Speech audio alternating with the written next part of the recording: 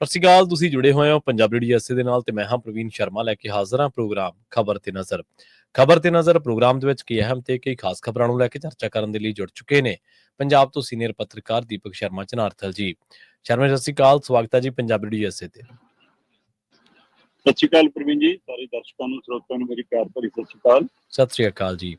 Programme ਦੇ ਵਿੱਚ ਅੱਗੇ ਵਧਣ ਤੋਂ ਪਹਿਲਾਂ ਧੰਨਵਾਦ ਕਰਦੇ ਚੱਲੀਏ ਸਪਾਂਸਰਸ ਦਾ, ਜਿਹੜੇ ਜ਼ਰੀਆ ਬਣਦੇ ਨੇ ਇਹਨਾਂ ਪ੍ਰੋਗਰਾਮਾਂ ਨੂੰ ਤੁਹਾਡੇ ਤੱਕ ਪਹੁੰਚਾਉਣ ਦੇ ਲਈ। ਖਾਲਸਾ ਇੰਸ਼ੋਰੈਂਸ ਏਜੰਸੀ ਵਾਲੇ, ਜਿਨ੍ਹਾਂ ਤੋਂ ਤੁਸੀਂ ਹਰ ਤਰੀਕੇ ਦੀ ਇੰਸ਼ੋਰੈਂਸ ਲੈ ਸਕਦੇ ਹੋ। ਇੰਸ਼ੋਰੈਂਸ ਬਾਰੇ ਪਤਾ ਕਰਨ ਦੇ ਲਈ ਇਹਨਾਂ ਦਾ ਨੰਬਰ ਹੈ 468 272 2500। ਇਹ 1992 ਤੋਂ ਲਗਾਤਾਰ ਇੰਸ਼ੋਰੈਂਸ ਬਿਜ਼ਨਸ ਦੇ ਵਿੱਚ ਸ਼ਾਨਦਾਰ ਸੇਵਾਵਾਂ ਦੇ ਰਹੇ ਨੇ ਤੇ ਅਮਰੀਕਾ ਭਰ ਦੇ ਵਿੱਚ ਇੰਸ਼ੋਰੈਂਸ ਕਰਦੇ ਨੇ।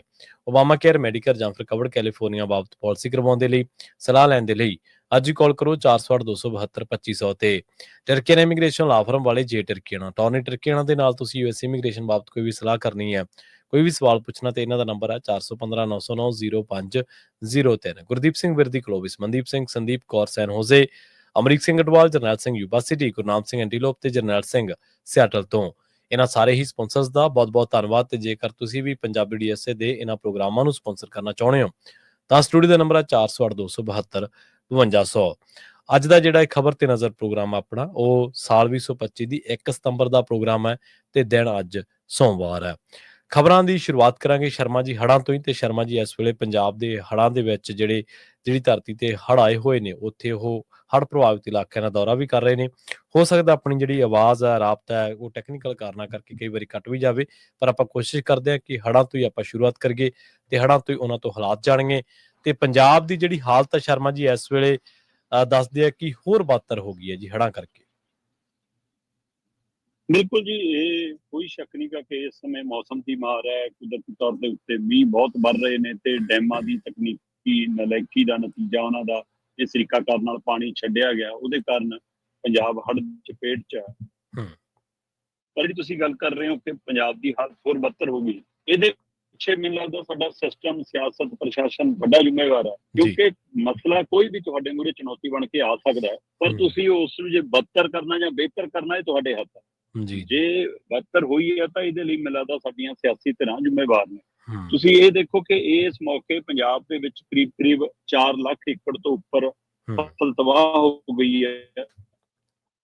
ਧਨ ਦਾ ਕੋਈ ਹਿਸਾਬ ਕਿਤਾਬ ਨਹੀਂ ਅਜੇ ਤੱਕ ਕਿ ਕਿੰਨਾ ਸਾਡਾ ਨੁਕਸਾਨ ਹੋ ਚੁੱਕਿਆ ਹੈ ਨਾ। ਜਾਨਾਂ 30 ਦੇ ਕਰੀਬ ਪੰਜਾਬ ਦੇ ਵਿੱਚ ਜਾਨਾਂ ਜਾ ਚੁੱਕੀਆਂ ਲੋਕਾਂ ਦੀਆਂ। ਤੇ ਪਰ ਇੱਥੇ ਸਾਡੇ ਮੰਤਰੀਆਂ ਤੋਂ ਲੈ ਕੇ ਉਹਨਾਂ ਦੇ ਚਹੇਤੇ ਹੇਠਲੀ ਪੀੜ੍ਹੀ ਤੱਕ ਦੇ ਲੀਡਰ ਸਾਰੇ ਸਿਰਫ ਫੋਟੋਆਂ ਖਿਚਾ ਕੇ ਸੋਸ਼ਲ ਮੀਡੀਆ ਤੇ ਪਾ ਕੇ ਆਪੋ ਆਪਣੀ ਹਾਜ਼ਰੀ ਲਵਾ ਰਿਹਾ। ਜਦੋਂ ਕਿ ਹੁਣ ਤਾਂ ਸਤਲੁਜ ਵਾਲੀ ਰੋਪੜ ਖੇਤਰ ਦੇ ਵਿੱਚ ਵੀ ਮਾਰ ਸ਼ੁਰੂ ਹੋ ਗਈ ਹੈ ਤੇ ਉਧਰ ਘੱਗਰ ਵੀ ਆਪਣੀ ਮਾਰ ਦਿਖਾਉਣ ਲੱਗਾ। ਤੇ ਇਸ ਲਈ ਰਾਵੀ ਤੇ ਬਿਆਸ ਵਾਲਾ ਖੇਤਰ ਤਾਂ ਸਾਂਭੇ ਹੀ ਨਹੀਂ ਜਾ ਰਿਹਾ। 1500 ਤੋਂ ਉੱਪਰ ਪਿੰਡ ਲਗਭਗ ਹੁਣ ਪੂਰੀ ਤਰ੍ਹਾਂ ਮਤਲਬ ਕਹਿ ਸਕਦੇ ਜਿਨ੍ਹਾਂ 'ਚ 4-4, 5-5 ਫੁੱਟ ਪਾਣੀ ਭਰਿਆ ਤੇ ਇਸ ਤੋਂ ਵੱਧ ਵੀ ਹਾਲਤ ਖਰਾਬ ਨੇ। ਤੋ ਇਸ ਲਈ ਕਿਤੇ ਨਾ ਕਿਤੇ ਉਮੀਦ ਕੀਤੀ ਜਾਂਦੀ ਹੈ ਕਿ ਇਹਦੇ ਵਿੱਚ ਪ੍ਰਸ਼ਾਸਨ ਕੋਈ ਰੋਲ ਚੰਗਾ ਨਿਭਾ ਦੇਵੇ, ਸਰਕਾਰ ਕੋਈ ਰੋਲ ਚੰਗਾ ਨਿਭਾ ਦੇਵੇ। ਮੈਂ ਕੱਲ ਦੇਖ ਰਿਹਾ ਸੀਗਾ ਕਿ ਹਿਮਾਚਲ ਨੇ ਆਪਣੇ ਸੈਸ਼ਨ ਦੇ ਵਿੱਚ ਬਕਾਇਦਾ ਤੌਰ ਤੇ ਨੂੰ ਆਪ ਦਾ ਐਲਾਨਿਆ। ਸਾਡੇ ਵਾਲੇ ਤਾਂ ਜੇ ਚਿੱਠੀ ਵੀ ਪਿਛਲੇ 60,000 ਕਰੋੜੇ ਮੰਗੀ ਜਾਂਦੇ ਸਾਡਾ ਉਹ ਰਹਿੰਦਾ ਉਹ ਦੇ ਦਿਓ, ਇਸ ਨੂੰ ਆਪ ਦਾ ਐਲਾਨਣ ਦੀ ਵੀ ਕੋਸ਼ਿਸ਼ ਨਹੀਂ ਕਰ ਰਹੇ। ਉਹ ਤਾਂ ਉਹਨਾਂ ਦੀ ਕੋਈ ਇਹੋ ਜਿਹੀ ਪਹੁੰਚ ਅਪਰੋਚ ਨਹੀਂ, ਜੇ ਸਰਕਾਰ ਦੀ ਤਾਂ ਵਿਰੋਧੀ ਧਿਰ ਦੀ ਵੀ ਨਹੀਂ। ਪਰ ਜਿਹੜੇ ਸਰਕਾਰ ਦੇ ਆਕਾ ਨੇ ਉਹਨਾਂ ਦਾ ਰੋਲ ਇਸ ਵਾਰ ਹੈਰਾਨ ਹੀ ਨਹੀਂ ਕਰ ਰਿਹਾ, ਪੰਜਾਬ ਨੂੰ ਪਰੇਸ਼ਾਨ ਵੀ ਕਰ ਰਿਹਾ। ਹਰ ਪੰਜਾਬ ਦੇ ਬੋਰਡ ਦੇ ਉੱਤੇ, ਬੈਨਰ ਦੇ ਉੱਤੇ ਕੇਜਰੀਵਾਲ ਭਗਵੰਤ ਮਾਨ ਤੋਂ ਮੂਹਰੇ ਨਜ਼ਰ ਆਉਂਦਾ, ਆਪਣੇ ਆਪ ਨੂੰ ਮੁੱਖ ਮਹਿਮਾਨ ਲਿਖਾਉਂਦਾ ਤੇ ਮੁੱਖ ਮੰਤਰੀ ਵਾਂਗ ਟ੍ਰੀਟ ਕਰਦਾ। ਪਰ ਜਦੋਂ ਆਫਤਾਈ ਤੇ ਸਭ ਤੋਂ ਪਹਿਲਾਂ ਪੰਜਾਬ 'ਚ ਉਹੀ ਭੱਜਿਆ ਜਿਵੇਂ ਜਹਾਜ਼ ਡੁੱਬਦੇ 'ਚ ਚੂਹੇ ਛਾਲਾਂ ਮਾਰਦੇ ਹਨ, ਉਵੇਂ ਮਨੀਸ਼ ਸਿਸੋਦੀਆ, ਕੇਜਰੀਵਾਲ, ਸਤਿੰਦਰ ਜੈਨ, ਇਹਨਾਂ ਦੀ ਸਾਰੀ ਆ ਟੁਕੜੀ ਦਿੱਲੀ ਨੂੰ ਭੱਜ ਗਈ। ਤੇ ਜਦੋਂ ਲੋਕਾਂ ਨੇ ਮਤਲਬ ਕਿ ਸੋਸ਼ਲ ਮੀਡੀਆ ਤੋਂ ਲੈ ਕੇ ਮੀਡੀਆ ਦੇ ਵਿੱਚ ਵਿਖਿਆਨ ਸ਼ੁਰੂ ਕੀਤਾ ਵੀ ਕਿੱਥੇ ਨੇ ਉਹ, ਫਿਰ ਪ੍ਰਗਟ ਵੀ ਹੋਈ ਇੱਕ ਟਵੀਟ ਦੇ ਰੂਪ ਦੇ ਵਿੱਚ। ਤੇ ਕਹਿੰਦੇ ਜੀ ਕੇਜਰੀਵਾਲ ਜੀ ਨੇ ਟਵੀਟ ਕੀਤਾ ਕਿ ਪੰਜਾਬ ਦੇ ਲੋਕਾਂ ਦੀ ਸਹਾਇਤਾ ਕਰਨ ਲਈ ਮੈਂ ਦਿੱਲੀ 'ਚ ਘਰ ਘਰ ਜਾ ਕੇ ਰਾਹਤ ਰਾਸ਼ੀ ਇਕੱਠੀ ਕਰੂੰਗਾ ਜਾਂ ਜੋ ਰਾਹਤ ਸਮੱਗਰੀ ਹੈ ਉਹ ਇਕੱਠੀ ਕਰੂੰਗਾ। ਮਤਲਬ ਇਹ ਤੁਸੀਂ ਪਾਰਟੀ ਦੇ ਮੁਖੀ ਹੋ ਤੇ ਜੇ ਪੰਜਾਬ 'ਚ ਤੁਸੀਂ ਮੁੱਖ ਮੰਤਰੀ ਨੂੰ ਟਵੀਟ ਕਰਦੇ ਹੋ ਤਾਂ ਪੁੱਛੋ ਫਿਰ ਜਿਹੜਾ ਤੁਸੀਂ ਆਪਣੇ ਥੱਲੇ ਮੁੱਖ ਮੰਤਰੀ ਲਾਇਆ ਹੋਇਆ ਹੈ ਨਾ, ਕਿ ਉਹਨੂੰ ਘੱਟੋ ਘੱਟ ਇਹ ਤਾਂ ਪੁੱਛੋ ਵੀ ਹੋਇਆ ਕਿਉਂ, ਉਹਦੀ ਕੋਈ ਜ਼ਿੰਮੇਵਾਰੀ, ਪ੍ਰਸ਼ਾਸਨ ਦੀ ਕੋਈ ਜ਼ਿੰਮੇਵਾਰੀ ਤੈਅ ਕਰਾ ਲਓ। ਜੇ ਕਰਨਾ ਤਾਂ ਕੇਂਦਰ ਦੇ ਜਾ ਕੇ ਦਰ ਤੇ ਬੈਠ ਕੇ ਆਡਾ ਲੈ ਲਓ ਕੋਈ ਕਿ ਹਾਂ ਜੀ ਅਸੀਂ ਪੰਜਾਬ ਲਈ ਆਹ ਕਰਕੇ ਦੇ ਰਹੇ ਹਾਂ, ਪੈਕੇਜ ਲਵਾਨ ਕੇ ਦੇ ਰਹੇ ਹਾਂ, ਕੁਝ ਕਰਵਾ ਕੇ ਦੇ ਰਹੇ ਹਾਂ। ਮਤਲਬ ਕਹਿਣਾ ਕੀ ਚਾਹੁੰਦੇ ਹੋ ਤੁਸੀਂ? ਇਹਦਾ ਮਤਲਬ ਪੰਜਾਬ ਦੇ ਨਾਂ ਦੇ ਉੱਤੇ ਦਿੱਲੀ 'ਚ ਆਪਣੀਆਂ ਵੋਟਾਂ ਪੱਕੀਆਂ ਕਰ ਜਾ ਰਹੇ ਹੋ। ਸਹੀ ਤੁਸੀਂ ਦਿੱਲੀ 'ਚ ਲੋਕਾਂ ਨੂੰ ਘਰ ਘਰ ਆਪਣੀ ਸ਼ਕਲ ਦਿਖਾਉਣ ਜਾ ਰਹੇ ਹੋ। ਕੀ ਹੁਣ ਲੱਗਦਾ ਕਿ ਪੰਜਾਬ 'ਚ ਨਹੀਂ ਵੜ ਹੋਣਾ, ਫਿਰ ਦਿੱਲੀ 'ਚ ਇੱਥੇ ਆ ਗਈ? ਇੰਨੀ ਦੇਰ ਦੀ ਦਿੱਲੀ ਭੁੱਲੀ ਸੀ। ਸਹੀ। ਸੋ ਇੱਕ ਘਟੀਆ ਸਿਆਸਤ ਨੇ ਵੱਧ ਪੰਜਾਬ ਨੂੰ ਡੁਬੋਇਆ। ਔਰ ਮੈਨੂੰ ਤਾਂ ਇਹ ਲੱਗਦਾ ਕਿ ਜਿਵੇਂ ਪਠਾਨ ਮਾਜਰਾ ਹੋਰਾਂ ਨੇ ਬਾਗੀ ਸੁਰ ਅਲਾਪਿਆ, ਜੇ 2-4 ਹੋਰ ਅਲਾਪ ਗਏ ਤਾਂ ਐਕਤੀ ਇਹਨਾਂ ਦੀਆਂ ਨੀਹਾਂ 'ਚ ਹੜ੍ਹ ਵਾਲਾ ਪਾਣੀ ਪੈ ਜਾਣਾ ਤੇ ਇਹ ਇਮਾਰਤ ਕਦੇ ਵੀ ਢਹਿ ਢੇਰੀ ਹੋ ਸਕਦੀ ਹੈ ਆਪਣੀ। ਜੀ ਬਿਲਕੁਲ। ਸੋ ਜਿਹੜੇ ਸਿਆਸੀ ਇਹ ਮਹਿਲ ਝੂਠ ਦੀ ਬੁਨਿਆਦ ਤੇ ਸਾਰੇ ਦੀ ਇਮਾਰਤ ਆਪਾਂ ਨੂੰ ਪਤਾ ਹੀ ਹੈ ਜੀ ਨਹੀਂ ਕਿੱਡੀ ਕੁ ਮਜ਼ਬੂਤ ਹੈ। ਜਿਹੜੇ ਗੱਲਾਂ ਤੇ ਆਪ ਕਰਕੇ ਆਏ ਸੀ ਉਹਨਾਂ ਤੋਂ ਯੂ ਟਰਨ ਮਾਰੀ ਜਾਂਦੇ ਆ, ਮੁੱਕਰ ਜਾਂਦੇ ਨੇ। ਮੈਂ ਤਾਂ ਇਹ ਕਿਹਾ ਹੀ ਨਹੀਂ ਗਾ, ਲੋਕਾਂ ਨੂੰ ਕਹਿੰਦੇ ਹੁੰਦੇ ਸੀ ਸਵਾਲ ਕਰੋ। ਅੱਜ ਜਦੋਂ ਸਵਾਲ ਕਰਨਾ ਹੈ, ਸੰਤ ਸੀਚੇਵਾਲ ਤੋਂ ਲੈ ਕੇ ਤੇ ਭਗਵੰਤ ਮਾਨ ਹੋਣੀ ਲੋਕਾਂ ਨੂੰ PTC ਦੀ ਦੱਸਦੇ ਧੱਕੇ ਮਾਰ ਰਹੇ ਨੇ। ਉਧਰ ਮੋਦੀ ਸਾਹਿਬ ਦੀ ਖਾਸੀ ਚਰਚਾ ਜੀ। ਮੋਦੀ ਸਾਹਿਬ ਪਹਿਲਾਂ ਤਾਂ ਉਹਨਾਂ ਨੂੰ ਪਤਾ ਹੀ ਨਹੀਂ ਲੱਗਿਆ ਵੀ ਪੰਜਾਬ ਦੇ ਵਿੱਚ ਵੀ ਕੋਈ ਆਫਤ ਆਈ ਵੀ ਹੈ, ਪਰ ਹੁਣ ਕਹਿੰਦੇ ਵੀ ਕੇਂਦਰ ਨੇ ਹਾਲ ਤਾਂ ਜਾਣਾ। ਮੁੱਖ ਮੰਤਰੀ ਸਾਹਿਬ ਨਾਲ ਗੱਲ ਤਾਂ ਉਹਨਾਂ ਦੀ ਹੋ ਗਈ ਹੈ, ਪਰ ਰਾਹਤ ਕੋਈ ਨਹੀਂ। ਮੂੰਹ ਚੋਂ ਹਲੇ ਇਹ ਨਹੀਂ ਨਿਕਲਿਆ ਵੀ ਅਸੀਂ ਤੁਹਾਨੂੰ ਇੰਨੇ 1000 ਕਰੋੜ ਰੁਪਇਆ ਜਾਰੀ ਕਰ ਰਹੇ ਹਾਂ ਜਾਂ ਅਸੀਂ ਤੁਹਾਨੂੰ ਆਹ ਭੇਜ ਰਹੇ ਹਾਂ ਜਿਹਦੇ ਨਾਲ ਤੁਹਾਨੂੰ ਫੌਰੀ ਰਾਹਤ ਮਿਲੂਗੀ। ਬਿਲਕੁਲ ਜੀ, ਇਹ ਇੱਕ ਵੱਡੀ ਪੀੜਤ ਗੱਲ ਹੈ ਕਿ ਜੇ ਸੂਬਾ ਸਰਕਾਰ ਇਸ ਸਥਿਤੀ ਦੇ ਵਿੱਚ ਹੈ ਤਾਂ ਕੇਂਦਰ ਵੀ ਉਸ ਨਾਲ ਵੀ ਜ਼ਿਆਦਾ ਮਾੜੀ ਹਾਲਤ ਦੇ ਵਿੱਚ ਹੈ। ਕੇਂਦਰ ਨੇ ਵੀ ਪੰਜਾਬ ਕੰਨੀ ਜਿਵੇਂ ਪੂਰੀ ਪਿੱਠ ਕੀਤੀ ਹੋਈ ਹੈ। ਵੈਸੇ ਵੀ ਚਲੋ ਦਿੱਲੀ ਦੇ ਹਵਾਲੇ ਨਾਲ ਤਾਂ ਅਕਸਰ ਚਰਚਾ ਰਹਿੰਦੀ ਹੈ ਕਿ ਦਿੱਲੀ ਪੰਜਾਬ ਨਾਲ ਵਫਾ ਨਹੀਂ ਕਮਾਉਂਦੀ, ਜਿਹੜਾ ਮਰਜ਼ੀ ਦਿੱਲੀ ਦੇ ਤਖਤ ਤੇ ਬੈਠਾ ਹੋਵੇ। ਪਰ ਬੀਜੇਪੀ ਤਾਂ ਪੱਬਾਂ ਭਾਰ ਹੋਈ ਹੋਈ ਸੀ ਕਿ ਪੰਜਾਬ ਦੇ ਵਿੱਚ ਅਸੀਂ ਆਏ ਖੜੇ ਹਾਂ, ਅਸੀਂ ਪੰਜਾਬ ਦੇ ਸੇਵਾ 'ਚ ਅਸੀਂ ਲੱਗੇ ਹਾਂ, ਪੰਜਾਬ ਦਾ ਫਿਕਰ ਮੋਦੀ ਜੀ ਨੂੰ ਹੈ, ਪੰਜਾਬ ਦੀ ਕਿਸਾਨੀ ਦਾ ਫਿਕਰ ਹੈ ਜੀ, ਸਿੱਖੀ ਦਾ ਫਿਕਰ ਹੈ ਜੀ, ਹੈ ਤੇ ਇਸ ਲਈ ਜੀ ਅਸੀਂ ਕੈਂਪ ਲਾ ਰਹੇ ਹਾਂ, ਕੇਂਦਰੀ ਯੋਜਨਾਵਾਂ। ਹੁਣ ਕੈਂਪ ਕਿੱਥੇ ਗਏ ਹੋ? ਹੁਣ ਉਹ ਕੈਂਪ ਹੜ੍ਹ ਪੀੜਤ ਖੇਤਰਾਂ 'ਚ ਕਿਉਂ ਨਹੀਂ ਲੱਗੇ? ਹੁਣ ਉਹੀ ਲੀਡਰਸ਼ਿਪ ਜਿਹੜੀ ਉੱਥੇ ਕੁਰਸੀ ਬੈਠ ਕੇ ਗਲਾਂ 'ਚ ਪਟਕੇ ਪਾ ਸਨਮਾਨਿਤ ਕਰਦੀ ਸੀ, ਆ ਵੀ ਆ ਗਿਆ, ਆ ਵੀ ਆ ਗਿਆ, ਹੁਣ ਉਹ ਉਹਨਾਂ ਪਿੰਡਾਂ ਦੇ ਵਿੱਚ ਕਿਉਂ ਨਹੀਂ ਪਹੁੰਚੀ ਜਿੱਥੇ ਪਾਣੀ ਖੜਾ?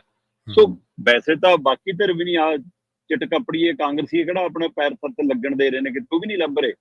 ਠੀਕ ਹੈ, ਸੁਖਬੀਰ ਬਾਦਲ ਆਪਣੀ ਸਿਆਸੀ ਜ਼ਮੀਨ ਤਲਾਸ਼ਣ ਲਈ ਤੁਰੇ ਫਿਰ ਰਹੇ ਨੇ, ਪਰ ਪੈਰਲਲ ਤਰਨਤਾਰਨ ਦੇ ਵਿੱਚ ਆਪਣੀ ਸਿਆਸੀ ਰੈਲੀਆਂ ਵੀ ਕਰੀ ਜਾ ਰਹੇ ਨੇ ਤੇ ਸੱਤਾਧਾਰੀ ਧਿਰ ਵੀ ਕੈਮਰੇ ਵਾਲੇ ਵੱਧ ਲੈ ਕੇ ਜਾਂਦੇ ਨੇ ਤੇ ਕੰਮ ਘੱਟ ਕਰਕੇ ਆਉਂਦੇ ਨੇ। ਤੇ ਉਹ ਸਾਰਿਆਂ ਦੇ ਵਿੱਚ ਬੀਜੇਪੀ ਤਾਂ ਕਿਤੇ ਰਾਜਨੀਤਿਕ ਤੌਰ ਤੇ ਵੀ ਨਹੀਂ ਲੱਭੀ। ਜੇ ਦੂਜੀਆਂ ਧਿਰਾਂ ਰਾਜਨੀਤੀ ਕਰ ਰਹੀਆਂ ਤਾਂ ਮੈਂ ਕਹਿੰਦਾ ਕੇਂਦਰ ਵੀ ਰਾਜਨੀਤੀ ਉਹ ਕਰਨ ਲਈ ਆ ਜਾਂਦਾ। ਪੰਜਾਬ ਚਾਹੁੰਦਾ ਤਾਂ ਸਹੀ।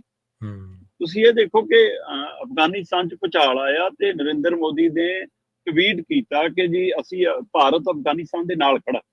ਚੰਗੀ ਗੱਲ ਹੈ, ਕਿਸੇ ਤੇ ਮੁਸ਼ਕਲ ਆਏ ਤੇ ਤੁਸੀਂ ਖੜੋ, ਇਹਦੇ ਕੋਈ ਇਤਰਾਜ਼ ਨਹੀਂ। ਪਰ ਸਵਾਲ ਤਾਂ ਹੈ ਨਾ, ਇਹ ਇਤਰਾਜ਼ ਨਹੀਂ ਕਿ ਵੀ ਤੁਸੀਂ ਅਫਗਾਨਿਸਤਾਨ ਦੇ ਭੁਚਾਲਾਂ ਤੇ ਤਾਂ ਕਹਿੰਦੇ ਹੋ ਭਾਰਤ ਨਾਲ ਖੜੂਗਾ, ਸਹੀ ਪਰ ਪੰਜਾਬ ਦੇ ਲਈ ਤੁਸੀਂ ਇਹ ਵੀ ਨਹੀਂ ਕਹਿੰਦੇ ਕਿ ਹਾਂ ਕੇਂਦਰ ਸਰਕਾਰ ਤੁਹਾਡੇ ਨਾਲ ਖੜੂਗੀ ਜਾਂ ਨਾਲ ਖੜੀ ਹੈ। ਕਿਤੇ ਵੀ ਇੱਕ ਵੀ ਮਤਲਬ ਅਜਿਹਾ ਕੋਈ ਬਿਆਨ, ਕੋਈ ਟਿੱਪਣੀ ਹੈ ਨਾ। ਸਾਡਾ ਤਾਂ ਮੁੱਖ ਮੰਤਰੀ ਲੋਕਾਂ 'ਚ ਜਾ ਕੇ ਕਹਿੰਦਾ ਸੀ ਮੈਨੂੰ ਇੱਥੇ ਆ ਕੇ ਪਤਾ ਲੱਗਿਆ ਜਦੋਂ ਤਾਮਿਲਨਾਡੂ ਤੋਂ ਆਏ ਕਿ ਇੰਨੀ ਹਾਲਤ ਮਾੜੀ ਹੈ। ਮਤਲਬ ਤੈਨੂੰ ਕੋਈ ਰਿਪੋਰਟ ਹੀ ਨਹੀਂ ਕਰਦਾ ਜਾਂ ਤੁਸੀਂ ਦੇਖਦੇ ਹੀ ਨਹੀਂ ਗੇ। ਉਸ ਤੋਂ ਬਾਅਦ ਨਰਿੰਦਰ ਮੋਦੀ ਹੋਰਾਂ ਦੇ ਟਵੀਟ ਦਾ ਇੱਕ ਪਾਸੇ, ਦੂਏ ਪਾਸੇ ਜੰਮੂ ਕਸ਼ਮੀਰ ਗਏ ਸਾਡੇ ਗ੍ਰਹਿ ਮੰਤਰੀ ਅਮਿਤ ਸ਼ਾਹ ਜੀ। ਮਤਲਬ ਲੰਘ ਕੇ ਤਾਂ ਇਸੇ ਧਰਤੀ ਤੋਂ ਗਏ ਨਾ, ਚਾਹੇ ਧਰਾਤਲ ਤੋਂ ਤੇ ਚਾਹੇ ਹਵਾਈ ਦੌਰੇ ਰਾਹੀਂ। ਠੀਕ ਹੈ, ਤੇ ਤੁਹਾਨੂੰ ਪੰਜਾਬ ਚੇਤੇ ਹੀ ਨਹੀਂ ਆਇਆ ਕਿ ਪੰਜਾਬ ਦੇ ਵਿੱਚ ਵੀ ਹਾਲਤ ਕੀ ਹੈ। ਸਹੀ। ਤੇ ਇਸ ਲਈ ਠੀਕ ਹੈ, ਜੰਮੂ ਜਾਓ, ਜੰਮੂ ਵੀ ਸਾਡਾ ਹੀ ਭਰਾ ਹੈ, ਸਾਡੇ ਹੀ ਖੇਤਰ ਤੋਂ, ਉੱਥੇ ਵੀ ਲੋਕ ਹੀ ਨੇ, ਸਾਰਾ ਕੁਝ ਸਾਂਝੇ, ਉੱਥੇ ਵੀ ਲੋਕ ਨੇ, ਉਹਨਾਂ ਦੀ ਮਦਦ ਕਰੋ। ਪਰ ਪੰਜਾਬ ਦੀ ਕਿਉਂ ਨਹੀਂ? ਸਵਾਲ ਤਾਂ ਇਹ ਹੈ, ਪੰਜਾਬ ਨਾਲੇ ਵਿਤਕਰਾ ਕਿਉਂ? ਫਿਰ ਕਹਿੰਦੇ ਜੀ ਨਹੀਂ ਜੀ, ਸਰਕਾਰ ਦੇ ਮੰਤਰੀ ਸਾਹਿਬ ਮੀਡੀਆ ਨੂੰ ਦੱਸਦੇ ਨੇ ਜੀ ਕਿ ਗ੍ਰਹਿ ਮੰਤਰੀ ਸਾਹਿਬ ਨੇ ਹਾਲ ਜਾਣਿਆ। ਗ੍ਰਹਿ ਮੰਤਰੀ ਸਾਹਿਬ ਨੇ ਰਾਜਪਾਲ ਨਾਲ ਵੀ ਗੱਲ ਕਰ ਲਈ, ਮੁੱਖ ਮੰਤਰੀ ਸਾਹਿਬ ਨਾਲ ਗੱਲ ਕਰ ਲਈ। ਹਾਲ ਜਾਣਨਾ, ਹਾਲ ਪੁੱਛਣਾ ਹੋਰ ਗੱਲ ਹੁੰਦੀ ਹੈ, ਜ਼ਖਮਾਂ ਤੇ ਮੱਲਮ ਲਾਉਣਾ ਹੋਰ ਗੱਲ ਹੁੰਦੀ ਹੈ। ਸੋ ਜਿੰਨਾ ਮੱਲਮ ਕਿੱਥੇ ਹੈ? ਇਹ ਦੁੱਖ ਵੰਡਾਇਆ ਕਿੱਥੇ ਤੁਸੀਂ? ਸੋ ਇਸ ਲਈ ਬੀਜੇਪੀ ਵੀ ਸਿਰਫ ਉੱਪਰੋਂ ਦਿਖਾਵਾ ਪ੍ਰਗਟਾਵਾ ਦੇ ਹਵਾਲੇ ਨਾਲ ਇੰਨਾ ਹੋ ਗਿਆ ਕਿ ਖਬਰਾਂ ਲੱਗ ਜਾਣਗੀਆਂ ਕਿ ਅਮਿਤ ਸ਼ਾਹ ਨੇ ਹਾਲ ਪੁੱਛਿਆ ਜੀ। ਹਾਲ ਪੁੱਛ ਕੇ ਕੀਤਾ ਕੀ ਅਜੇ ਤੱਕ? ਸੋ ਇਸ ਲਈ ਇਹ ਵੱਡਾ ਸਵਾਲ ਖੜਾ ਹੈ ਕਿ ਕੇਂਦਰ ਵੀ ਪੰਜਾਬ ਦੇ ਕੰਨੀ ਉਹੋ ਜਿਹਾ ਰੁਖ ਨਹੀਂ ਕਰ ਰਹੀ ਤੇ ਸਾਡੀ ਸਿਆਸੀ ਧਿਰਾਂ ਦੀ ਤਾਂ ਆਪਾਂ ਪਹਿਲਾਂ ਹੀ ਗੱਲ ਕਰ ਚੁੱਕੇ ਹਾਂ। ਜੀ ਬਿਲਕੁਲ ਬਿਲਕੁਲ। ਅਸੀਂ ਲੋਕਾਂ ਦੇ ਹਾਲ ਜਾਣਨ ਦਾ ਵਿਰੋਧ ਨਹੀਂ ਕਰਦੇ, ਪਰ ਅਸੀਂ ਤੁਹਾਡੇ ਨਾਲ ਇੰਨਾ ਕੁ ਗਿਲਾ ਤਾਂ ਕਰ ਹੀ ਸਕਦੇ ਹਾਂ ਭਾਈ, ਅਸੀਂ ਵੀ ਉਹਨਾਂ ਲੋਕਾਂ 'ਚ ਹੀ ਹਾਂ, ਸਾਡਾ ਵੀ ਜਾਣ ਲਓ ਹਾਲ। ਅਸੀਂ ਵੀ ਉਸੇ ਮੈਪ ਤੇ ਹੀ ਹਾਂ, ਅਸੀਂ ਵੀ ਉਸੇ ਦੇਸ਼ ਦੀ ਬਾਉਂਡਰੀ ਦੇ ਵਿੱਚ ਹੀ ਹਾਂ। ਨਹੀਂ ਦੇਖੋ, ਹਾਂਜੀ, GST ਤੁਸੀਂ ਇੱਥੋਂ ਵੀ ਤਾਂ ਕਲੈਕਟ ਕਰਕੇ ਸਭ ਤੋਂ ਵੱਧ ਸਾਰਾ ਕੁਝ, ਉਹ ਵੀ ਸਮੇਂ ਸਿਰ ਨਹੀਂ ਮੋੜਦੇ। ਪੇਂਡੂ ਵਿਕਾਸ ਫੰਡ ਤੋਂ ਹੀ ਸਾਡਾ ਨਹੀਂ ਮੋੜਦੇ, ਹੈ ਨਾ। ਹੋਰ ਕਿੰਨੀਆਂ ਯੋਜਨਾਵਾਂ ਦਾ ਪੈਸਾ ਅਟਕਿਆ ਪਿਆ ਤੇ ਸਾਡੇ ਮੁੱਖ ਮੰਤਰੀ ਸਾਹਿਬ ਚਿੱਠੀ ਲਿਖ ਦਿੰਦੇ ਕਿ ਲੋ ਜੀ ਮੈਂ ਚਿੱਠੀ ਲਿਖਤੀ ਕੇਂਦਰ ਨੂੰ। ਭਰਾਵਾ ਤੁਸੀਂ ਤਾਂ ਧਰਨਿਆਂ 'ਚ ਜੰਮੇ ਸੀ, ਧਰਨਾ ਲਾਉਣਾ ਭੁੱਲ ਗਏ? ਕੇਜਰੀਵਾਲ ਲਈ ਤਾਂ ਬਹੁਤ ਛੇਤੀ ਧਰਨਾ ਲੱਗਦਾ। ਨਹੀਂ, ਧਰਨਾ ਲਾਉਣਗੇ ਜਦੋਂ ਸੌਰਵ ਭਾਰਦਵਾਜ ਨੂੰ ਫੜ ਲਿਆ, ਮਨੀਸ਼ ਸਿਸੋਦੀਆ ਨੂੰ ਫੜ ਲਿਆ, ਉਦੋਂ ਧਰਨਾ ਲਾ ਦੇਣਗੇ ਜੀ। ਨਹੀਂ ਆਇਆ ਸੀ ਜਦੋਂ ਸੌਰਵ ਭਾਰਦਵਾਜ ਦਾ ਮਾਮਲਾ ਆਇਆ ਤਾਂ ਸੋਸ਼ਲ ਮੀਡੀਆ ਤੇ ਇਹਨਾਂ ਦੇ ਲੀਡਰਾਂ ਦਾ ਹੜ ਆ ਗਿਆ ਸੀ ਤੇ ਹੜਾਂ ਦੇ ਮਾਮਲੇ 'ਚ ਕੋਈ ਟਿੱਪਣੀ ਵੀ ਨਹੀਂ ਲੱਭਦੀ ਕਿਸੇ ਦੀ। ਨਾ ਜੀ। ਤੇ ਅਗਲੀ ਗੱਲ ਇਹਨਾਂ ਦੀ ਕੋਈ ਕਰ ਲਈਏ ਸ਼ਰਮਾ ਜੀ, ਭਾਖੜਾ ਡੈਮ ਤੇ ਮੁੱਖ ਮੰਤਰੀ ਸਾਹਿਬ ਕਦੇ ਗੱਡੀ ਭਜਾ ਲੈਂਦੇ ਸੀ, ਕਦੇ ਉੱਥੇ ਭੱਜੇ ਫਿਰਦੇ ਸੀ, ਹਫਾ ਦਫੀ ਹੋਏ ਫਿਰਦੇ ਸੀ, ਸਾਹੋ ਸਾਹੀ ਹੋਏ ਫਿਰਦੇ ਸੀ। ਮੈਂ ਤਾਂ ਆਪੇ ਮੂਹਰੇ ਖੜ ਜੂ, ਮੈਂ ਕਰ ਦੂੰ, ਫਲਾਂ ਕਰ ਦੂੰ। ਕਹਿੰਦੇ ਕੰਟਰੋਲ ਹੁਣ CISF ਨੇ ਸੰਭਾਲ ਹੀ ਲਿਆ ਜੀ। ਬਿਲਕੁਲ ਜੀ ਪ੍ਰਵੀਨ ਜੀ, ਆਪਾਂ ਜਿਸ ਦਿਨ ਮੁੱਖ ਮੰਤਰੀ ਭਗਵੰਤ ਮਾਨ ਭਾਜਪਾ ਦਿਖਾ ਰਹੇ ਸੀ ਚੰਡੀਗੜ੍ਹ ਤੋਂ ਨੰਗਲ ਤੋਂ ਚੰਡੀਗੜ੍ਹ ਕੇ, ਦੇਖੋ ਜੀ ਮੈਂ ਫੱਟਾ ਚੱਕਣ ਲੱਗੇ ਸੀ ਜੀ, ਮੈਂ ਰੋਕ ਲਿਆ। ਹਾਂਜੀ, ਆਪਾਂ ਉਸ ਸਮੇਂ ਗੱਲ ਕਰ ਰਹੇ ਸੀ ਵੀ ਕੇਂਦਰ ਨੇ ਤਾਂ ਆਪਣਾ ਰੁਖ ਸਪਸ਼ਟ ਕਰਤਾ, ਗ੍ਰਹਿ ਮੰਤਰਾਲੇ ਵੱਲੋਂ ਸਪਸ਼ਟ ਹੋ ਗਿਆ ਸੀਗਾ ਕਿ ਆਉਂਦੇ ਸਮੇਂ 'ਚ CSF ਨੇ ਕੰਟਰੋਲ ਸੰਭਾਲ ਲੈਣਾ। ਪਰ ਉਸ ਤੋਂ ਬਾਅਦ ਸੱਤਾਧਾਰੀ ਧਿਰ ਦਾ, ਸਰਕਾਰ ਦਾ, ਇਹਨਾਂ ਦੀ ਪਾਰਟੀ ਦਾ, ਇਹਨਾਂ ਕਿਸੇ ਦਾ ਕੋਈ ਇਹੋ ਜਿਹਾ ਵਿਰੋਧੀ ਬਿਆਨ ਨਹੀਂ ਆਇਆ ਕਿ ਵੀ ਇਹ ਨਹੀਂ ਹੋਣ ਦਿਆਂਗੇ।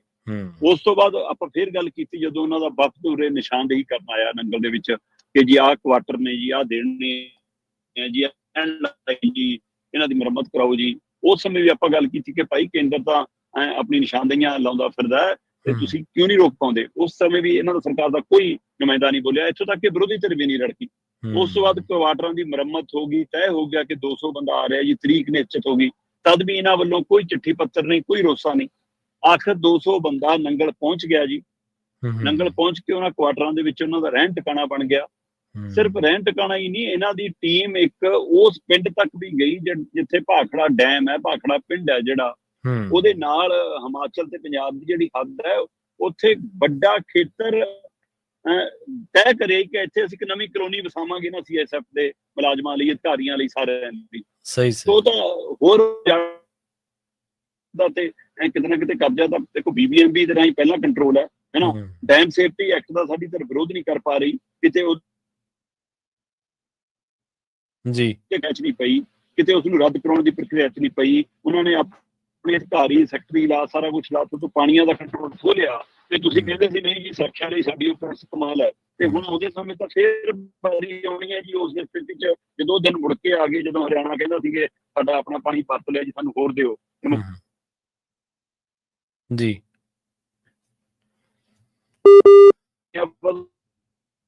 ਜਿਹੜੀ BBMP ਦੇ ਚੀਫ ਨੂੰ ਘੇਰ ਲੂਗੀ ਤੇ ਤੁਹਾਨੂੰ ਅੰਦਰ ਜਾਣ ਦਊਗੀ, ਤੁਹਾਨੂੰ ਧਰਨਾ ਲਾਉਣ ਦਊਗੀ। ਹੁਣ ਉਲਟਾ ਹੋਊਗਾ, ਹੁਣ ਤੁਹਾਨੂੰ ਘੇਰ CSF ਅਗਲੇ ਨੇ ਲਾਤੀ ਤੇ ਥੋੜੀ ਪੰਜਾਬ ਪੁਲਿਸ ਦੀ ਜਦੋਂ ਟੁਕੜੀ ਵਾਪਸ ਤਦ ਵੀ ਵਿਰੋਧ ਨਹੀਂ ਕਰ ਸਕੇ। 150 ਦੇ ਕਰੀਬ ਮੁਲਾਜ਼ਮਾਂ ਨੇ 31 ਤਰੀਕ ਨੂੰ, 31 ਅਗਸਤ ਨੂੰ ਜੀ BBMP ਦਾ ਭਾਖੜਾ ਡੈਮ ਦਾ ਕੰਟਰੋਲ ਆਪਣੇ ਕੰਟਰੋਲ 'ਚ ਲੈ ਲਿਆ, ਆਪਣੀ ਸੁਰੱਖਿਆ ਹੇਠ ਲੈ ਲਿਆ ਤੇ ਪੰਜਾਬ ਪੁਲਿਸ ਫਾਰਕ ਕਰਕੇ ਤੋਰਤੀ ਅਗਲਿਆਂ ਨੇ ਕਿ ਜਾਓ ਬਈ ਤੁਹਾਡੀ ਛੁੱਟੀ ਹੈ।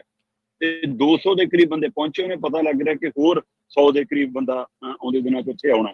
ਸੋ ਕਰੀਬ ਇਹ 300 ਦੇ ਕਰੀਬ ਸ਼ਾਇਦ CSF ਦੇ ਜਵਾਨ ਹੋਣਗੇ ਜਿਹੜੇ ਰੋਟੇਸ਼ਨ 'ਚ 150 ਦੇ 200 ਦੇ ਰੋਟੇਸ਼ਨ ਦੇ ਵਿੱਚ ਆਪਣੀ ਡਿਊਟੀ ਨਿਭਾਉਣਗੇ। ਸੋ BBMP ਦੇ ਉੱਤੇ, ਭਾਖੜਾ ਡੈਮ ਦੇ ਉੱਤੇ, ਪੂਰਾ ਪਾਣੀਆਂ ਦੇ ਉੱਤੇ ਕੇਂਦਰੀ ਕੰਟਰੋਲ ਹੋ ਗਿਆ ਜੀ। ਸਾਡੇ ਵਾਲੇ ਸਿਰਫ ਉਦੋਂ ਸਾਹਮਣੇ ਆਉਂਦੇ ਨੇ ਜਦੋਂ ਲੱਗਦਾ ਕਿ ਫੱਟਾ ਲਵਾਉਣਾ। ਹੁਣ ਪਾਣੀਆਂ ਦੇ ਰਾਖੇ ਵਾਲਾ ਫੱਟਾ ਸੋਸ਼ਲ ਮੀਡੀਆ ਤੇ ਤਾਂ ਘੁੰਮੇ ਰਿਹਾ ਨਾ, ਜਿਵੇਂ ਲੋਕ ਪੁੱਛਦੇ ਜੀ ਕਿ ਹੁਣ ਕਿੱਥੇ ਆ ਪਾਣੀਆਂ ਦਾ ਰਾਖਾ ਜੀ। ਸੋ ਇਸ ਲਈ ਇਸ਼ਤਿਹਾਰਬਾਜ਼ੀ ਕਰਨਾ, ਬਿਆਨਬਾਜ਼ੀ ਕਰਨਾ ਹੋਰ ਹੁੰਦਾ, ਰਾਜਨੀਤਿਕ ਤੌਰ ਤੇ ਲੜਾਈ ਲੜਨਾ ਹੋਰ ਗੱਲ ਹੈ। ਪੰਜਾਬ ਦੀ ਰਾਜਨੀਤਿਕ ਕੋਈ ਵੀ ਧਿਰ ਸੂਬੇ ਪ੍ਰਤੀ, ਸੂਬੇ ਦੇ ਹੱਕਾਂ ਨੂੰ ਧਿਆਨ 'ਚ ਰੱਖ ਕੇ ਕੋਈ ਲੜਾਈ ਲੜਦੀ ਨਜ਼ਰ ਨਹੀਂ ਆ ਰਹੀ ਜੀ। ਬਿਲਕੁਲ। ਤੇ ਉਧਰ ਮੋਦੀ ਸਾਹਿਬ ਅਕਸਰ ਹੀ ਇੱਕ ਸ਼ਬਦ ਵਰਤਦੇ ਹੁੰਦੇ ਸ਼ਰਮਾ ਜੀ, ਕਹਿੰਦੇ ਆਪਦਾ ਮੈਂ ਅਫਸਰ। ਤੇ ਹੁਣ ਜਿੱਥੇ ਪੂਰਾ ਦੇਸ਼ ਵੱਖ-ਵੱਖ ਤਰ੍ਹਾਂ ਦੀਆਂ ਸਮੱਸਿਆਵਾਂ ਦੇ ਨਾਲ ਜੂਝ ਰਿਹਾ, ਉੱਤਰੀ ਭਾਰਤ ਦੇ ਵਿੱਚ ਜੰਮੂ ਤੋਂ ਲੈ ਕੇ ਪੰਜਾਬ ਦੇ ਵਿੱਚ ਹੜ੍ਹਾਂ ਦੀ ਸਥਿਤੀ ਹੈ ਤੇ ਹੋਰ ਜਿਹੜੀਆਂ ਥਾਵਾਂ ਨੇ ਉੱਥੇ ਵੀ ਕਈ ਚੁਣੌਤੀਆਂ ਨੇ ਆਪੋ ਆਪਣੇ ਤਰ੍ਹਾਂ ਦੀਆਂ। ਇਹਦੇ ਦਰਮਿਆਨ ਕਹਿੰਦੇ ਇੱਕ ਦੇਸ਼ ਤੇ ਇੱਕ ਚੋਣ ਦੇ ਮਾਮਲੇ ਦੇ ਵਿੱਚ ਮੋਦੀ ਸਰਕਾਰ ਅੱਗੇ ਵੱਧ ਗਈ ਹੈ ਜੀ ਹੁਣ।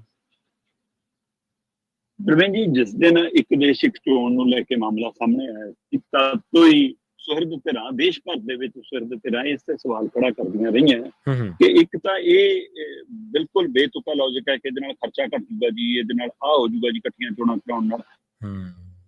ਉਲਟਾ ਅਸਰ ਇਹ ਪੈਣਾ ਕਿ ਇੱਕ ਤਾਂ ਸੂਬਿਆਂ ਦੇ ਅਧਿਕਾਰਾਂ ਤੇ ਅਸਰ ਪੈ ਜਾਣਾ, ਕਿਉਂਕਿ ਜਦੋਂ ਕੇਂਦਰੀ ਚੋਣਾਂ, ਆਮ ਚੋਣਾਂ, ਵਿਧਾਨ ਸਭਾ ਚੋਣਾਂ ਦੇ ਨਾਲ ਹੋਣਗੀਆਂ ਤਾਂ ਤੁਹਾਡੇ ਸਥਾਨਕ ਮੁੱਦੇ ਪਿੱਛੇ ਰਹਿ ਜਾਣਗੇ। ਰਾਸ਼ਟਰੀ ਮੁੱਦੇ, ਰਾਸ਼ਟਰੀ ਪਾਰਟੀਆਂ ਦਾ ਉਹ ਰਾਸ਼ਟਰੀਕਰਨ ਹੋਣ ਦਾ ਖੇਤਰ ਹੋਰ ਵੱਧ ਜੂਗਾ। ਸੋ ਇਸ ਲਈ ਇੱਕ ਤਾਂ ਇਹ ਮੁੱਦਾ ਸੀਗਾ। ਦੂਸਰਾ, ਫਿਰ ਸੂਬਿਆਂ ਦੇ ਆਪਣੇ ਜੋ ਪਹਿਲੂ ਨੇ ਉਹ ਕਿਤੇ ਨਾ ਕਿਤੇ ਦਰਕਨਾਰ ਹੋ ਜਾਣਗੇ ਔਰ ਕੇਂਦਰੀ ਕੰਟਰੋਲ ਵੱਧ ਜੂਗਾ। ਤੀਸਰਾ, ਫਿਰ ਇਹਦੇ ਵਿੱਚ ਇਹ ਮੁੱਦਾ ਬਹੁਤ ਆਉਂਦਾ ਸੀਗਾ ਜਦੋਂ ਇਕੱਠੀਆਂ ਚੋਣਾਂ ਦੀ ਪ੍ਰਕਿਰਿਆ ਚੱਲੂਗੀ ਤਾਂ ਉਹਦੇ ਵਿੱਚ ਹਰੇਕ ਖੇਤਰ ਦੇ ਆਪਣੇ ਮੌਸਮ, ਆਪਣਾ ਸੱਭਿਆਚਾਰ, ਆਪਣਾ ਰਹਿਣ ਸਹਿਣ, ਆਪਣੇ ਤਿੱਥ ਤਿਉਹਾਰ, ਉਸ ਨੂੰ ਕਿਵੇਂ ਇੱਕੋ ਰੱਸੇ 'ਚ ਬੰਨੋਗੇ ਤੁਸੀਂ, ਕਿਵੇਂ ਇੱਕੋ ਤਰੀਕਾ ਕਾਰ 'ਚ ਕਰਾ ਲਓਗੇ। ਸੋ ਹੁਣ ਉਸ ਦੇ ਬਾਵਜੂਦ ਵੀ ਇਹਨਾਂ ਨੇ ਲਗਭਗ ਤੈਅ ਕੀਤਾ ਹੈ ਕਿ ਅਸੀਂ ਆਉਂਦੇ ਸਮੇਂ ਦੇ ਵਿੱਚ ਇੱਕ ਦੇਸ਼ ਇੱਕ ਚੋਣ ਕਰਾਉਣੀ ਹੈ, ਉਹਦੇ ਲਈ ਕਮੇਟੀਆਂ ਦੀ ਹਾਮੀ ਮਿਲ ਗਈ, ਸਾਰਾ ਕੁਛ ਹੋ ਗਿਆ ਜੀ, ਸੂਬਿਆਂ ਵੱਲੋਂ ਸਾਨੂੰ ਜੀ ਹਾਂ ਆ ਰਹੀ ਹੈ ਜੀ ਉਹ ਸਾਰਾ। ਹੁਣ ਇਹ ਪਹਿਲੇ ਪੜਾਅ ਦੇ ਵਿੱਚ ਕਹਿੰਦੇ ਜੀ ਦੇਸ਼ ਦੇ ਵਿੱਚ ਜਿਹੜੀਆਂ ਜ਼ਿਮਨੀ ਚੋਣਾਂ ਨੇ ਉਹ ਅਸੀਂ ਇਕੱਠੀਆਂ ਕਰਾਇਆ ਕਰਾਂਗੇ। ਜੀ ਮਤਲਬ ਸਾਲ ਦੇ ਵਿੱਚ 2 ਵਾਰ ਜਿਮਨੀ ਚੋਣ ਹੋਇਆ ਕਰੂਗੀ ਕਿ 6 ਮਹੀਨੇ ਦੇ ਦਰਮਿਆਨ ਅੰਦਰ ਅੰਦਰ ਜਿਹੜੀਆਂ, ਵੈਸੇ ਵੀ ਇਹ ਤਾਂ ਰੂਟੀਨ ਹੈ ਜੀ ਜੀ ਕਿ ਕੋਈ ਵੀ ਜੇ ਕੋਈ ਤੇ ਜਿਮਨੀ ਚੋਣ ਆਉਂਦੀ ਹੈ ਤਾਂ ਉਹ 6 ਮਹੀਨੇ ਦੇ ਅੰਦਰ ਅੰਦਰ ਕਰਾਉਣੀ ਹੁੰਦੀ ਹੈ। ਜਿਹੜੀਆਂ ਚੋਣਾਂ ਕਰਾਉਣੀਆਂ ਸਮੇਂ ਸਿਰਫ ਪੰਚਾਇਤੀ ਚੋਣਾਂ, ਇਹਨਾਂ ਸਾਡੀਆਂ ਹੇਠਲੀਆਂ ਨਗਰ ਨਿਗਮ, ਨਗਰ ਕੌਂਸਲ ਚੋਣਾਂ ਕਈ ਵਾਰ ਕਿੰਨੇ ਸਮੇਂ ਲੰਘ ਜਾਂਦੇ ਨੇ ਜੀ। ਐਸਜੀਪੀਸੀ ਦੀ ਚੋਣ ਕਰਾ ਹੀ ਨਹੀਂ ਪਾ ਰਹੇ, ਦਹਾਕੇ ਉੱਪਰ ਸਮਾਂ ਬੀਤ ਗਿਆ। ਸੋ ਉਹ ਵੀ ਤਾਂ ਸੰਵਿਧਾਨਕ ਬੋਡੀਆਂ ਨੇ ਨਾ, ਉੱਥੇ ਤੁਹਾਡਾ ਉਹ ਰੋਲ ਕਿੱਥੇ ਹੈ? ਪਰ ਹੁਣ ਕਹਿੰਦੇ ਜੀ ਕਿ ਅਸੀਂ 6 ਮਹੀਨੇ ਦੇ ਅੰਦਰ ਅੰਦਰ ਦੇਸ਼ ਦੇ ਵਿੱਚ ਜਿੱਥੇ ਦੀਆਂ ਚੋਣਾਂ ਹੋਇਆ ਕਰਨਗੀਆਂ ਇਕੱਠੀਆਂ ਕਰਾ ਲਿਆ ਕਰਾਂਗੇ। ਉਸ ਤੋਂ ਬਾਅਦ ਅਗਲੇ 6 ਮਹੀਨੇ ਜਿੱਥੇ ਦੀਆਂ ਆਉਣਗੀਆਂ ਇਕੱਠੀਆਂ। ਹੁਣ ਮੰਨ ਲਓ ਤਰਨ ਵਾਲੀ ਚੋਣ ਹੈ ਜੀ, ਜਿਮਨੀ ਚੋਣ ਹੈ ਜੀ, ਤਰੀਕ ਨਹੀਂ ਐਲਾਨੀ। ਜੇ ਹੁਣ ਮੰਨ ਲਓ ਇਹਨਾਂ ਦਿਨਾਂ ਦੇ ਵਿੱਚ 6 ਮਹੀਨੇ ਪੂਰੇ ਹੁੰਦੇ ਹੋ ਤੇ ਤੁਸੀਂ ਤਰੀਕ ਐਲਾਨੀ ਹੋਵੇ, ਪੰਜਾਬ ਛੱਡ ਆਇਆ ਜੀ, ਦੱਸੋ ਮੈਨੂੰ। ਮਤਲਬ ਜੇ ਤੁਸੀਂ ਏਦਾਂ ਦਾ ਤਰੀਕਾਕਾਰ ਇਹ ਅਪਣਾਉਣਾ ਹੈ ਤਾਂ ਕਿਤੇ ਹੜ੍ਹ ਹੈ, ਕਿਤੇ ਸੋਕਾ ਹੈ, ਕਿਤੇ ਹੈ ਨਾ ਕੋਈ ਤਿਉਹਾਰ ਹੈ, ਕਿਤੇ ਦੀਵਾਲੀ ਹੈ, ਕਿਤੇ ਕੁਛ, ਫਿਰ ਉਹਦੇ ਤਰੀਕੇ ਕਰਨਾ ਤੁਸੀਂ ਕਿਵੇਂ ਕਰੋਗੇ? ਸੋ ਜਿਹੜੇ ਤਿਉਹਾਰ ਹੋਰ ਸੂਬਿਆਂ ਦੇ ਨੇ ਉਹ ਇੱਧਰ ਨਹੀਂ ਗਏ, ਜੋ ਇੱਧਰ ਵਾਲੇ ਨੇ ਤਾਂ ਉੱਧਰ ਨਹੀਂ ਗਏ। ਸੋ ਕਦੇ ਵਾਢੀ ਦਾ ਸੀਜ਼ਨ ਹੈ ਸਾਡਾ, ਕਦੇ ਬਿਜਾਈ ਦਾ ਸੀਜ਼ਨ ਹੈ, ਉਸ ਨੂੰ ਤੁਸੀਂ ਕਿਵੇਂ ਇੱਕ ਦੂਸਰੇ ਸੂਬਿਆਂ ਨਾਲ ਮਿਲਾ ਕੇ ਚੱਲੋਗੇ? ਸੋ ਇਸ ਲਈ ਇਹ ਤਰੀਕਾਕਾਰ ਆਉਂਦੇ ਸਮੇਂ 'ਚ ਫੇਲ ਹੋਣਾ, ਚਾਹੇ ਸਰਕਾਰ ਇੱਕ ਵਾਰ ਧੱਕੇਸ਼ਾਹੀ ਨਾਲ ਲਾਗੂ ਕਰ ਲਵੇ। ਪਰ ਮੈਨੂੰ ਲੱਗਦਾ ਉਹਦੇ ਪੜਾਅ 'ਚ ਇਹਨਾਂ ਨੇ ਪਹਿਲਾ ਫੈਸਲਾ ਇਹ ਕੀਤਾ ਕਿ ਪਹਿਲਾਂ ਆਪਾਂ ਜਿਮਨੀਆਂ ਚੋਣਾਂ ਇਕੱਠੀਆਂ ਕਰਾਉਣ ਵਾਲੇ ਵਧੀਆ ਜੀ। ਜੀ ਬਿਲਕੁਲ। ਤੇ ਸ਼ਰਮਾ ਜੀ, ਕੈਨੇਡਾ ਜਾਣਾ ਕਹਿੰਦੇ ਹੋਰ ਮਹਿੰਗਾ ਹੋ ਗਿਆ ਜੀ, ਪੰਜਾਬੀ ਪ੍ਰਵਾਸ ਬਹੁਤ ਕਰਦੇ। ਬਿਲਕੁਲ ਜੀ, ਵੈਸੇ ਤਾਂ ਕੈਨੇਡਾ ਦੇ ਵਿੱਚ ਹੁਣ ਸਟੱਡੀ ਵੀਜ਼ਿਆਂ ਦਾ ਹੀ 66% ਕਟੌਤੀ ਕਰ ਦਿੱਤੀ ਗਈ ਹੈ। ਉਹਦੇ ਵਿੱਚ ਪਹਿਲਾਂ ਹੀ ਉਧਰ ਅਮਰੀਕਾ ਵਾਲੇ ਪਾਸਿਓਂ ਵੀ, ਜਿਵੇਂ ਆਪਾਂ ਗੱਲ ਕਰਕੇ ਹਟੇ ਕੁਝ ਦਿਨ ਪਹਿਲਾਂ ਹੀ, ਕਿ 2 ਸਾਲ ਤੋਂ ਲੈ ਕੇ 4 ਸਾਲ ਤੋਂ ਬਾਅਦ ਹੁਣ ਸਟੱਡੀ ਵੀਜ਼ਾ ਦੇਣਾ ਹੀ ਨਹੀਂਗਾ। ਜਦੋਂ ਕਿ ਅੱਗੇ ਲਗਭਗ ਉਹ 11 ਸਾਲ ਦਾ ਪੀਰੀਅਡ ਹੁੰਦਾ ਸੀਗਾ ਕਿ ਜੇ ਜਵਾਕ +2 ਤੋਂ ਬਾਅਦ ਜਾ ਰਿਹਾ ਤਾਂ ਉਹ ਗ੍ਰੈਜੂਏਸ਼ਨ ਕਰਨਾ ਚਾਹਵੇ ਤਾਂ 4 ਸਾਲ ਦਾ ਉਹਨੂੰ ਵੀਜ਼ਾ। ਫਿਰ ਜੇ ਉਹਨੇ ਅੱਗੇ ਮਾਸਟਰ ਕਰਨੀ ਹੈ ਤਾਂ 2 ਸਾਲ ਵੀ ਉਹਦੇ ਵਿੱਚ ਐਡ ਹੈ। ਜੇ ਉਹਨੇ ਅੱਗੇ PhD ਕਰਨੀ ਹੈ ਤਾਂ ਉਹ ਅਗਲੇ ਸਾਲ ਵੀ ਉਹਦੇ ਵਿੱਚ ਐਡ ਨੇ। ਸੋ ਇਸ ਤਰੀਕੇ ਨਾਲ ਉਹ ਮਤਲਬ ਕਿ ਉਹ ਪੂਰੇ 11 ਸਾਲ ਦਾ ਵੀ ਉਹਦਾ ਵੀਜ਼ਾ ਇੱਕੋ ਵੀ ਉਹਦੇ ਵਿੱਚ ਹੁੰਦਾ ਸੀਗਾ ਸਟੱਡੀ। ਪਰ ਹੁਣ ਉਹ ਕਹਿੰਦੇ ਜੀ 2 ਸਾਲ ਤੋਂ 4 ਸਾਲ ਤੋਂ ਵੱਧ ਨਹੀਂ, ਮਤਲਬ ਘੱਟੋ ਘੱਟ 2 ਸਾਲ, ਵੱਧ ਤੋਂ ਵੱਧ 4 ਸਾਲ। ਉਸ ਤਰੀਕਾ ਨਾਲ ਅਮਰੀਕਾ ਵਾਲੇ ਪਾਸੇ ਵੀ ਜਾਣਾ ਮੁਸ਼ਕਲ ਹੋ ਗਿਆ ਬੱਚਿਆਂ ਦਾ। ਕੈਨੇਡਾ ਵਾਲੇ ਪਾਸੇ ਪਹਿਲਾਂ ਆਰਥਿਕ ਸਥਿਤੀ ਕਾਰਨ ਵੀ, ਉੱਥੇ ਦੇ ਹਾਲਾਤ ਕਾਰਨ ਵੀ, ਇਹਨਾਂ ਰੋਜ਼ਗਾਰ ਨਹੀਂ ਮਿਲ ਰਿਹਾ ਜੀ, ਇਹ ਸਾਰੇ ਪਹਿਲੂ ਵੀ ਵੱਡੇ ਬਣਦੇ ਗਏ। ਇਹਨਾਂ ਸਾਰਿਆਂ ਕਾਰਨ ਤੇ ਕੈਨੇਡਾ ਵੱਲੋਂ ਕੋਈ ਸਖਤੀਆਂ ਕਾਰਨ ਵੀ 66% ਜਿਹੜੇ ਅੰਤਰਰਾਸ਼ਟਰੀ ਵਿਦਿਆਰਥੀ ਨੇ ਉਹਨਾਂ ਦੀ ਵੀਜ਼ਿਆਂ 'ਚ ਕਟੌਤੀ ਕਰਤੀ ਆ ਜੀ, ਤੇ ਉਹਦੇ ਕਰਕੇ ਬੱਚਿਆਂ ਦਾ ਰੁਖ ਤਾਂ ਘਟੇ ਰਿਹਾ। ਪਰ ਹੁਣ ਜਿਹੜੀ ਹੈ $2,000 ਫੀਸ ਹੋਰ ਵਾਧਾ ਕਰਤਾ, ਜਿਹੜਾ ਬੱਚਿਆਂ ਨੂੰ ਰਾਖਵੇਂ ਪੈਸੇ ਸਾਲ ਲਈ ਰੱਖਣੇ ਹੁੰਦੇ ਆ, ਉਹਦੇ ਵਿੱਚ $2,000 ਹੋਰ ਵਧਾ ਦਿੱਤੇ ਗਏ ਜੀ। ਉਹ ਪੁਰਾਣੇ ਉਸੇ ਤਰੀਕਾ ਕਰਨਾ ਜਾ ਸਕਦੇ ਆ। ਜਿਹੜੇ ਹੁਣ ਨਵੇਂ ਬੱਚੇ ਜਾਣਗੇ 1 ਸਤੰਬਰ ਤੋਂ ਬਾਅਦ, ਉਹਨਾਂ ਨੂੰ ਜਿਹੜਾ ਐਨੂਅਲ ਫੰਡ ਉਹਨਾਂ ਨੇ ਰੱਖਣਾ ਹੁੰਦਾ ਆਪਣੇ ਖਾਤਿਆਂ 'ਚ ਟ੍ਰਾਂਸਫਰ ਕਰਨੇ ਹੁੰਦੇ।